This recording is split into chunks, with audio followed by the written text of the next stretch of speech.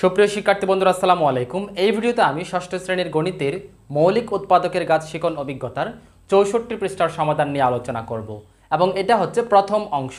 64 পৃষ্ঠার সমাধানের প্রথম অংশ। এই অংশে আমি প্রথমত দেখো 1 নং প্রশ্নের সমাধান করব। 1 নম্বর প্রশ্নে বলা হচ্ছে মৌলিক উৎপাদকের গাছের সাহায্যে লসাগুর খেলা অংশে আলোচনার সব কয়টি পদ্ধতিতে লসাগু নির্ণয় করো। এর আগের পর্বে কিন্তু আমরা লসাগুর খেলা সম্পর্কে আমরা জেনেছি। লসাগুর খেলা এগুলো তোমাদের এই 64 পৃষ্ঠার আগের পৃষ্ঠাগুলোতে তোমাদেরকে কতগুলো লসাগুর খেলা দেখানোর মাধ্যমে লসাগু নির্ণয় দেখিয়েছে। ওইখানে বেশ কয়েকটা পদ্ধতি ছিল, মোটামুটি আমি 3টা পদ্ধতি দেখেছি। এই 3টা পদ্ধতিতে তোমাদেরকে এইগুলো সমাধান করতে বলেছে, তবে তোমাদের 3টা পদ্ধতিতে করার দরকার নেই, আমরা 2টা পদ্ধতিতে সমাধান করব। হ্যাঁ, 2টা পদ্ধতিতে এই সবগুলো সমাধান করা জানবো। এই 2টা পদ্ধতি ভালোভাবে জানলে বুঝলেই তোমরা এগুলো সমাধান করতে পারবে। 2টা পদ্ধতিতেই তোমরা করবে। তাহলে প্রথমত আমি এই যে ক নাম্বারটা করব। আমি এখানে হয়তো সবগুলা করা সম্ভব হবে না, আমি মোটামুটি 1টা 2টা দেখাবো। দেখো ক নাম্বারটা দেখো। ক নাম্বারটা এখন আমরা সমাধান করি। ক নাম্বার প্রশ্নে আছে 14, 15, 12। প্রথমত আমাদের যেটা করতে হবে, এই 14, 15, 12 এর আমরা মৌলিক উৎপাদকের গাছ আঁকবো। তোমরা আশা করি মৌলিক উৎপাদকের গাছ আঁকতে পারো। এগুলো কিন্তু এর আগের পর্বগুলোতে কিন্তু আলোচনা করা হয়েছিল কিভাবে মৌলিক উৎপাদকের গাছ আঁকে। যেমন এই যে 14 এর আমরা মৌলিক উৎপাদকের গাছ কিভাবে আঁকবো। 14কে মনে করো আমরা বক্স করলাম একটা, করার পর এবার 14 এর মৌলিক উৎপাদকগুলো বের করব। মৌলিক উৎপাদক মানে মৌলিক সংখ্যা আর কি। এখন 14 এর মৌলিক উৎপাদক হচ্ছে কত? 7 দিয়ে গুণে 14 জানি আমরা, তার মানে 2 এবং 7। ঠিক আছে, 2 এবং 7। 2 এবং 7কে আমরা চাইলে এরকম বক্স করতে পারি অথবা এরকম গোল করেও বৃত্ত আকারেও দিতে পারি। 2 এবং 7 হচ্ছে 14 এর মৌলিক উৎপাদক। ঠিক আছে, এবার আমরা 15 লিখি এখানে। 15 এর আমরা মৌলিক উৎপাদক বের করব। তাহলে 15 কত? 3 5 15 জানি আমরা, 3 5 15। তাহলে 3ও মৌলিক উৎপাদক, 5ও মৌলিক উৎপাদক। তাহলে এটাই হচ্ছে 15 এর মৌলিক উৎপাদকের গাছ। তারপর 12। ঠিক আছে, 12 দেখো, এই 12 এর মৌলিক উৎপাদক হচ্ছে, হ্যাঁ আমরা 3 4 12 জানি। দেখো 3, তারপর হচ্ছে 4 12। এখন 4, এই দেখো 4 কিন্তু মৌলিক উৎপাদক না, তাই আমরা 4কে আমরা কি করব না, 4কে বৃত্ত করব। ঠিক আছে, কিন্তু 4কে মৌলিক উৎপাদক হিসেবে ধরবো না। এই 4কে আবার ভাঙবো আমরা, আবার ভাঙলে 2 দিয়ে গুণে 4। এই 2 এবং 2, এই 2 এবং 2 কিন্তু মৌলিক উৎপাদক, অর্থাৎ 12 এর মৌলিক উৎপাদক হচ্ছে 3 2 2। ঠিক আছে, তোমরা চাইলে 12কে সরাসরি এভাবেও করতে পারো। এরকম 12 লিখে তারপর এই যে 3, তারপরে 2, তারপরে যে আবার 2। ঠিক আছে, তোমরা চাইলে 3 2 2 এভাবেও দিতে পারো। আমি ভেঙে ভেঙে দেখালাম আর কি। তোমরা এরকম যদি 3 4 12, তারপর মানে যেগুলো জোড় সংখ্যা থাকবে, যৌগিক সংখ্যা বলছে, যেগুলো যৌগিক সংখ্যা থাকবে, যৌগিক সংখ্যাকে যখন তোমরা ভাঙবে, ভাঙতে ভাঙতে এক পর্যায়ে অবশ্যই মৌলিক সংখ্যা পাবে। ঠিক আছে, তাহলে এইভাবে করলে একটু সহজ হয়। সরাসরি করতে তো সবসময় সম্ভব হয় না, সরাসরি করাটা একটু কঠিন হয়ে যায়, তাই এইভাবে তোমরা ভেঙে করবে। তাহলে এখন আমরা মৌলিক উৎপাদকের গাছ এঁকে নিলাম। এখন আমাদের লসাগু বের করার পালা। লসাগু কীভাবে বের করব? মনে করো আমরা লসাগুর জন্য একটা বাক্স বানালাম, যেটা একটা লসাগুর বাক্স বানালাম। এই লসাগুর বাক্সের মধ্যে আমরা কি করব, এখান থেকে কমন আনকমনগুলোকে বাছাই করে এই বক্সে আনবো। ঠিক আছে, কি বলেছি? Common uncommon. লসাগু বের করে কমন আনকমন দিয়ে। তাহলে কমন আনকমন কি? যেমন এখানে 2 আছে, আমরা 2কে আমরা এখানে বাছাই করে এখানে 2 আনলাম। ঠিক আছে, মনে করো আমরা 2 আনলাম। হ্যাঁ, এখন 2টাকে চাইলে এখানে এরকম বৃত্ত দিতেও পারো। এখন 2 আনলাম, এই 2টা হচ্ছে, এই 2টা আসলো। ঠিক আছে, এখন এই 2 এর সাথে এখানে 14 বাদে 15 12 এর মৌলিক উৎপাদকে 2 আছে কিনা আমরা দেখতে পাচ্ছি। 12 এর এখানে 2টা 2 আছে, তাহলে একটা 2 এই 2 এর সাথে মিলে যাবে। তার মানে এই 2 এবং এই 2 হচ্ছে কমন। তাহলে কমন উৎপাদক আমরা এখানে আনলাম। ঠিক আছে, তাহলে 2 পেলাম। আবার আরেকটা যে 2 কিন্তু আরও একটা আছে, তবে এটা কিন্তু এই 2 এর সাথে কমন যাচ্ছে না, এটা আমরা আলাদাভাবে আবার বসাবো। তারপরে দেখো 7ও কিন্তু বসবে, এখানে 7 বসলো। ঠিক আছে, 7 আমরা এখানে তীর চিহ্ন দিয়ে দেখাই দিতে পারি। তারপর এখানে 3, একটা 3 আমরা আনলাম। এই 3টাকে আমরা, দেখো এই 3কে আমরা তীর চিহ্ন দিয়ে দেখালাম। এই 3-এর সাথে আবার এই 12 এর মৌলিক উৎপাদক 3 কিন্তু মিলে যাবে, কমন আছে। ঠিক আছে, তারপর 5 কিন্তু আনকমন, 5কেও আমরা বসাবো। ঠিক আছে, 5কে বসালাম। তারপর আছে কত? এদিক থেকে 3, এটা তো এটার সাথে মিলে গেল। তারপর 2 তো মিলে, এই যে আরেকটা 2 আছে, এই 2টা এখানে বসিয়ে এটাকে আমরা তীর চিহ্ন দিয়ে দেখাই দিব। তীর চিহ্ন দিয়ে দেখাই দেবো। তীর চিহ্নগুলো তোমাদের একটু আঁকা বাঁকা হলে সমস্যা নেই, তোমার জাস্ট বোঝাইতে পারলেই হলো। তাহলে আমরা কি পেলাম, 2 7 3 5 2। তোমরা আরেকবার একটু দেখবে, চেক করে দেখবে সবগুলা কমন আনকমন সবগুলো আসছে কিনা। যেমন 2 এখানে আসছে, 2 এর সাথে এই একটা 2 কমনটা একসাথে হয়ে 2 একটা হলো 7, 7 কিন্তু একটাই আছে, তাহলে আনকমন 7, এই 7টা আমরা বসাই দিলাম। 3 এই 3 এবং এই 3 মিলে একটা কমন হয়ে একটা বসলো। 5 আনকমন, এই যে 5 বসলো, তাহলে 3 এটা তো এখানে বসে গিয়েছিল, তাহলে 2 এখানে বসে গিয়েছিল, তাহলে এই 2টা আলাদাভাবে বসলো। তাহলে 2 7 3 5 2 পেলাম আমরা লসাগুর বাক্সে। তার এই লসাগুর বাক্সে যেগুলো আসবে সবগুলাকে গুণ করে আমরা যে ফলাফলটা পাবো ওইটাই হবে যে আমাদের লসাগু। তাহলে সুতরাং লসাগু সমান কত, যে 2 গুণ 7 গুণ 3 গুণ 5 গুণ 2। ঠিক আছে, 2 7 3 5, 2 7 3 5 2। তাহলে আমরা গুণ করি তো একটু কত হয় দেখি। 7 দুগুণে 14, 3 14 42, ভেঙে ভেঙে লিখে আমরা 42 গুণ এতটুকু আমরা গুণ করে 42 পেলাম। এবার 5 দুগুণে 10, তাহলে 42 এবং 10 গুণ করলে 42 একে 42 এবং 0, তার মানে 420 পেলাম। এটাই হচ্ছে একটা পদ্ধতি। এই পদ্ধতিতে আমরা এই যে লসাগুর খেলার একটা পদ্ধতি এটা, এই পদ্ধতিতে সমাধান করে আমরা লসাগু পেলাম কত, 420। আশা করি তোমরা এটা বুঝেছো খুব সহজভাবে। তোমরা নিচে কমেন্টস করে জানাও কেমন বুঝতে পেরেছো। হ্যাঁ, অনেক সময় কিন্তু ইউটিউব থেকে কমেন্টস করার অপশানটা বন্ধ করে দেয়। হ্যাঁ, তোমরা যদি চালু থাকে তাহলে তোমরা কমেন্টস করে জানাবে আর কি যে বুঝতে পেরেছো কিনা। এবার আমি আরেকটা পদ্ধতিতে দেখাবো, আরেকটা পদ্ধতিতে এই কয়ের লসাগুর খেলার আরেকটা পদ্ধতিতে এটা লসাগু বের করে দেখাবো। এটা আশা করি বুঝেছো, আমি এটা এখন মুছে দিচ্ছি। ঠিক আছে, তোমরা আশা করি এটা তুলে নিয়েছো। এবার আরেকটা পদ্ধতি, সেটা হচ্ছে ইউক্লিডীয় পদ্ধতিতে লসাগুর এই যে মৌলিক উৎপাদকের গাছ আঁকার মাধ্যমে ইউক্লিডীয় পদ্ধতিতে লসাগু নির্ণয়।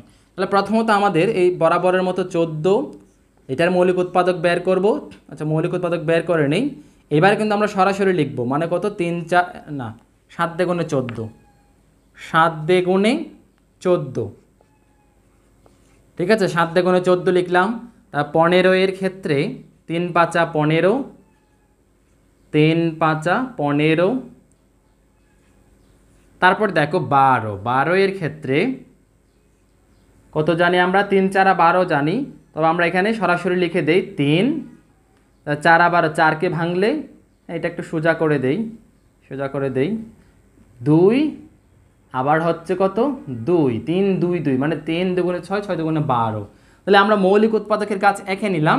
এবার আমরা যেহেতু এটা ইউক্লিডীয় পদ্ধতিতে আমরা সমাধান করব, আমরা প্রথমত এখানে ইউক্লিডীয় পদ্ধতিতে অর্থাৎ সহজ পদ্ধতিতে এখানে একটা আমরা কি করব, লসাগুটা বের করে নেব। 14 15 এবং 12 এর লসাগু আমরা এখন বের করে নেব।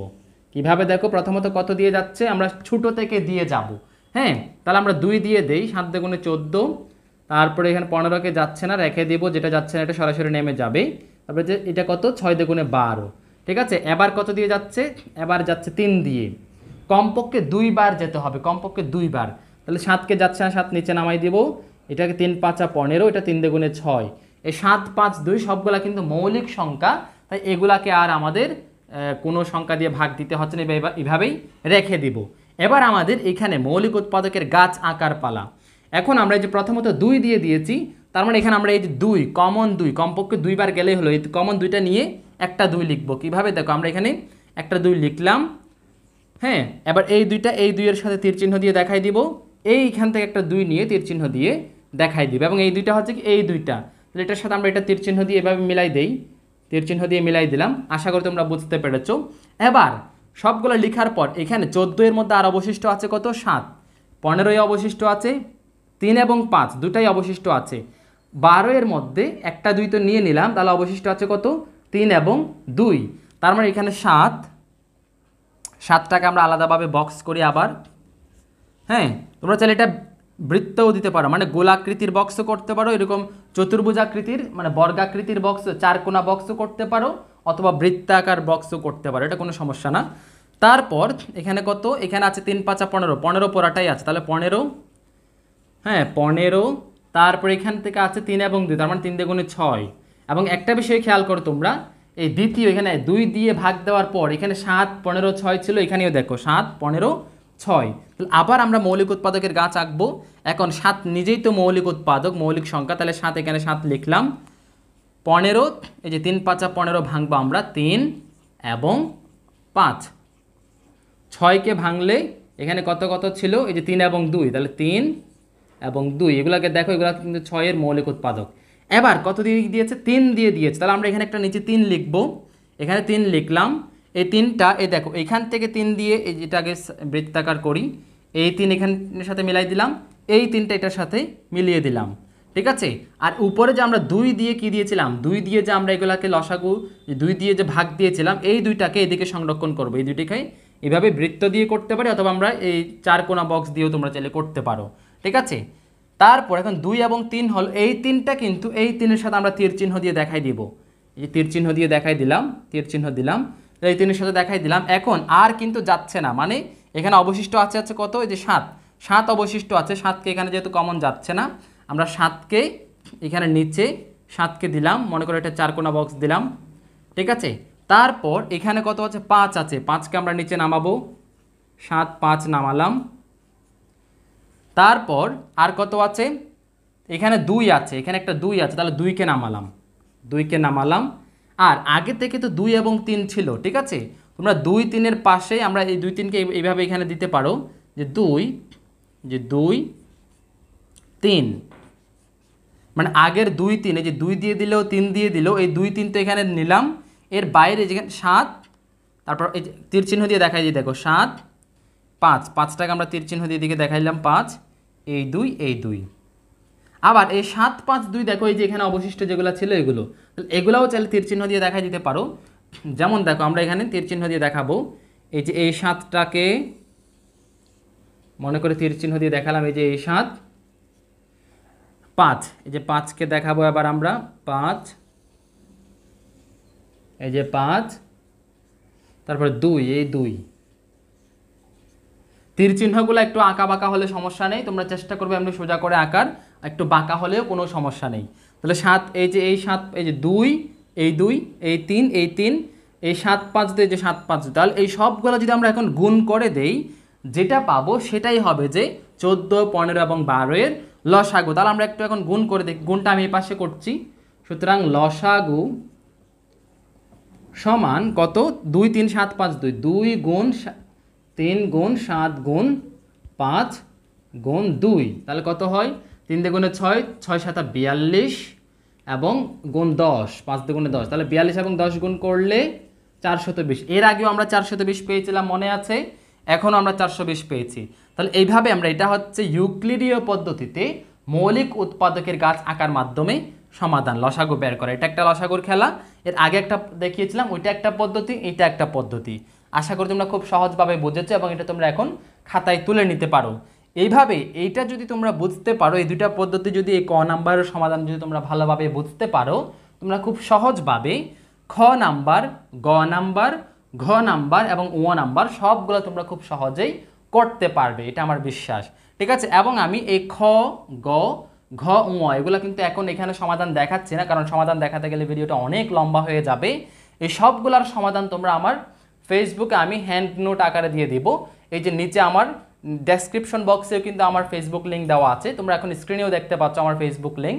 এখানে কিন্তু আমি এই বাকি প্রশ্নগুলো, বাকি অঙ্কগুলোর সমাধান, বাকি অঙ্কগুলোর দুইটা পদ্ধতিতে লসাগুর খেলার দুইটা পদ্ধতিতে সমাধান এখানে আমি হ্যান্ড নোট আকারে দিয়ে দিয়েছি আমার ফেসবুকে, তোমরা চাইলে গিয়ে দেখে আসতে পারো। তো এই ছিল 1 নম্বর প্রশ্নের সমাধান, আশা করি তোমরা খুব সহজে বুঝতে পেরেছো। এবার আমি 2 নম্বর প্রশ্নে যাব।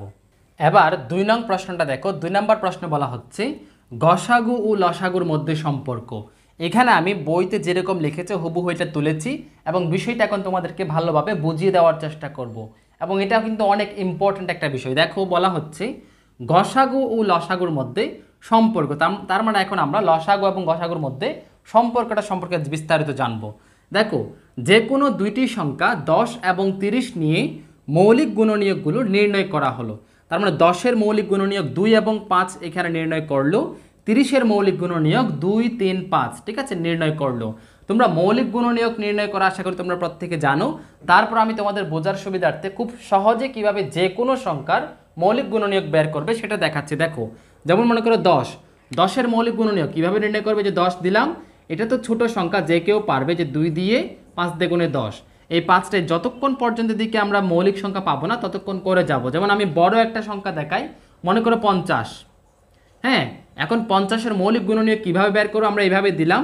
হ্যাঁ, তারপর আবার 2 দিয়ে ভাগ দিব, 2 তো মৌলিক সংখ্যা তাই না, 25 দিয়ে গুণে 50। এখন 25 যৌগিক সংখ্যা, তারপরে এটাকে আবার ভাগ দিব, কত দিয়ে যায়, 5 দিয়ে যায়, 5 5 25, তাহলে 5 কিন্তু মৌলিক সংখ্যা, তাহলে 2 5 5 হচ্ছে 50-এর মৌলিক উৎপাদক। এইভাবে তোমরা এইভাবে করে খুব সহজে তোমরা যে কোনো সংখ্যার মৌলিক উৎপাদক বের করতে পারো, এইভাবে যে কোনো সংখ্যার। ঠিক আছে, মনে করো এটা 100 হলেও পারবে, 75 হলেও পারবে, যে কোনো সংখ্যার তোমরা এইভাবে সহজেই বের করবে। এইভাবে এখন কি করলো, 10-এর মৌলিক উৎপাদক 30-এর মৌলিক উৎপাদক গুণাকারে লিখলো, তারপর আবার দেখো 10 ও 30-এর গসাগু বের করলো। এখন গসাগু নির্ণয় করা তোমাদেরকে জানতে হবে।